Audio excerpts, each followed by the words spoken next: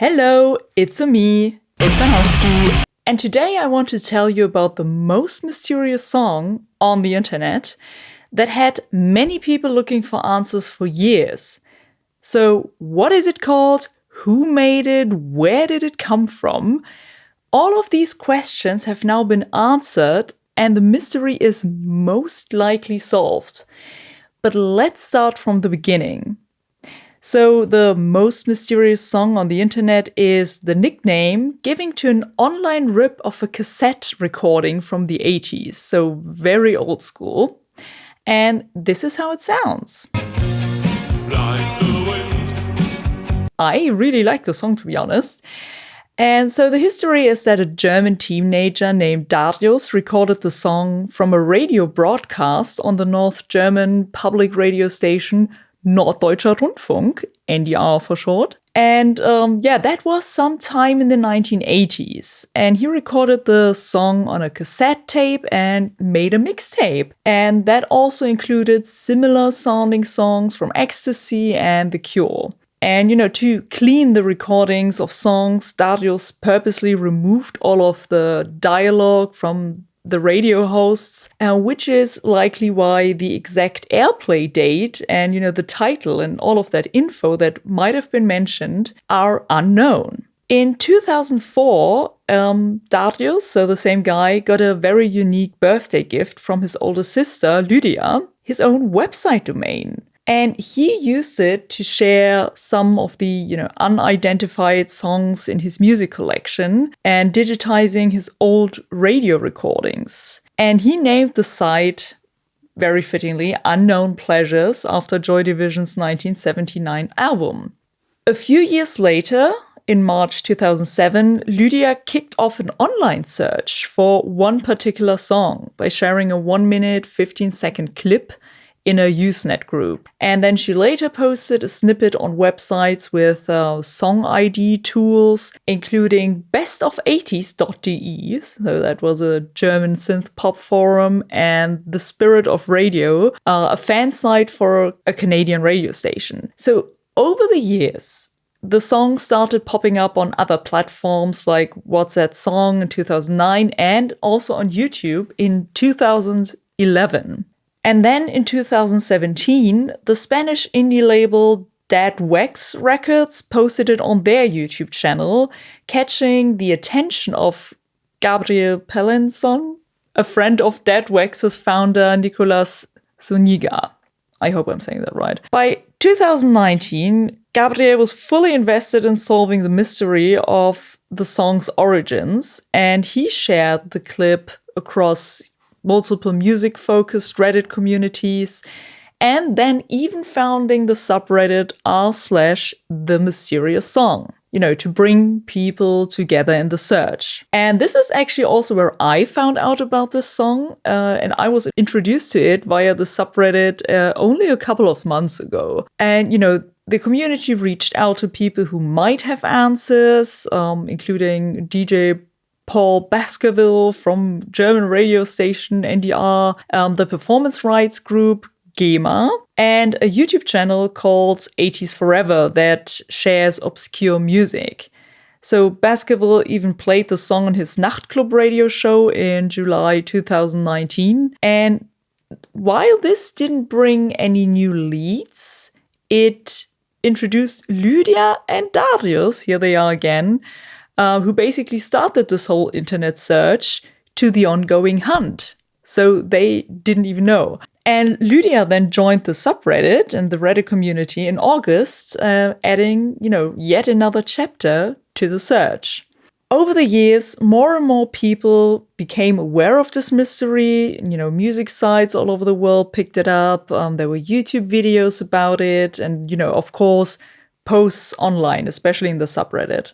And at one point in 2019, someone claimed the song's signature on the music ID app Shazam, briefly listing the artist as Ant101. And since then, there were a bunch of covers and remixes of the track that have popped up. But, none of these were in any way affiliated with the original artists. Then, on November 4, 2024, so as I'm filming this yesterday, a Reddit user with the name Marijn1412 announced they had finally identified the mystery song as Subways of Your Mind by a German band called Fex. The previous widespread theory, by the way, was that it was maybe called Like the Wind, because that's what they sing in the song. But yeah, there's this Reddit post, and he found him. Let's read the post. TMS is found. The song is called Subways of Your Mind by Fex. So here is the story in short. About 2 weeks ago, I came across an old newspaper article in the Nordwestzeitung archive while researching Hörfest bands. The article was about a band called Fex from Kiel, who won a talent contest in Bremen in September 1984, and their music was described as rock with wave and pop influences. It also mentioned their members, and one of them I recognized from a Hörfest 83 band called Fred. I managed to get in touch with him and ask him if he still had some old material from those bands, and he then sent me some of the songs he made with Fex and Fred. And lo and behold, one of them was titled Subways of Your Mind. It's a slightly different version from the one we know. After I emailed him back that the song is actually quite a famous lost song, he asked me not to go public with it until he spoke with his old band members. In the meantime, though, the song did get registered at GEMA and people found out about it. But I'm happy to say that the band members agreed for me to go public with it. So here it is. I'm sure there will be a lot of questions, and I hope the band can answer these themselves in the future. I'm just glad and relieved the search is over. So, the song was most likely found, but the story is not over yet. The band members had no idea this entire time that this search was going on, but they seem to be really excited about it. So, they have already provided a lot of proof that they are really the original artists, but, officially, the verification is still ongoing. Nevertheless, there was already an interview with one of the members, Michael Hedrich, who played keyboards, guitar, and did the backing vocals, in a newspaper in Munich today. So that was actually really interesting, and I'm surprised it went that fast. But Michael moved to Munich in 1985, and that is also the reason that they stopped making music together. When he learned about this search, he called his former bandmates, Norbert Ziermann, who played bass, and Ture Rückwart, who played guitar and did vocals. And they decided that the Reddit user who found them had permission to make this public and, solve this online mystery. Sadly, they lost contact to their former drummer, Hans Siever, a long time ago. I find it very interesting that the 3 members that are still in touch today are still making music or even working with music today. So Michael has his own studio in Munich. Ture works in Kiel as a musician at a theater and gives lessons, and also Norbert still plays with other musicians to this day. And Michael already drove to Kiel today to meet with them and, discuss how to move forward.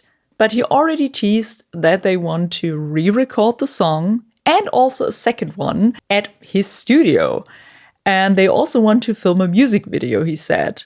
So I saw this evening that Michael's daughter also posted to the subreddit today, and they want to set up an AMA soon. So if you don't want to miss any updates in the future about this whole story, join the subreddit. I will leave it in the description for you. So, after this has been one of the biggest mysteries online for many years, things are moving fast now. And, I'm sure there will be more updates very, very soon. Personally, I find this extremely fascinating, and, putting myself in their shoes, I can only imagine how cool this must be. But, I would also be curious to hear, more about how they feel, because of course they're happy that their music and their art made people so curious. And, so many people liked it and searched for the song. But I can also imagine that it might feel a little bittersweet. Because, what would have happened if they hadn't broken up and had kept going? Would, in the end, Facts be mentioned in the same breath as, The Cure or Joy Division? Of course, nobody knows and we cannot know for sure, but, they might be wondering. However, reading that they are so eager to embrace the story and the song's success makes me really happy. They deserve it. Yeah, but what do you think of this? And what would you do if you were in their position now? By the way, this is also not the first time someone was, famous without knowing it. Check out the documentary Searching for Sugar Man. I watched that a couple of years ago. That's also an amazing story and great music.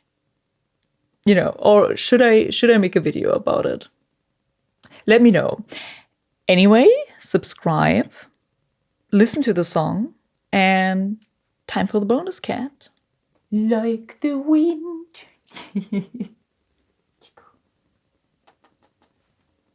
Bye.